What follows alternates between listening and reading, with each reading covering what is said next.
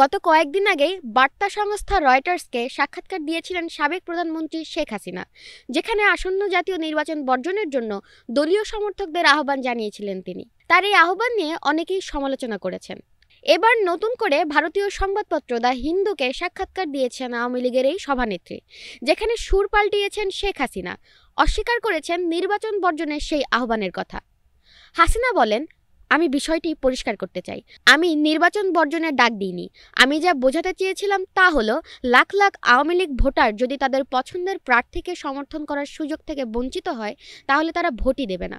তিনি আরও ব্যাখ্যা করেন, যাই ঘটুক না কেন আমাদের প্রচারণা শান্তিপূর্ণ হবে। বাংলাদেশে এখন আর কোনো সহিংস বিশৃঙ্খলা কাম্য নয়।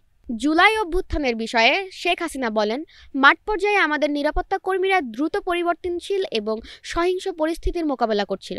সহিংসতা মোকাবেলায় নিরাপত্তা বাহিনীর কিছু সদস্যের সাড়া দেওয়ার পদ্ধতিতে অবশ্যই ভুল ছিল, কিন্তু ঊর্ধ্বতন সরকারি কর্মকর্তাদের নেওয়া সিদ্ধান্তগুলো ছিল পরিস্থিতি অনুযায়ী যথাযথ, সরল বিশ্বাসে গৃহীত এবং প্রাণহানি কমানোর উদ্দেশ্যেই সিদ্ধান্তগুলো নেওয়া। এবারের সাক্ষাৎকারেও তিনি আন্দোলন দমনে নিজের ভূমিকার কথা একবার উল্লেখ করেননি, কিংবা নিহতদের জন্য কোনো অনুশোচনাও প্রকাশ করেননি।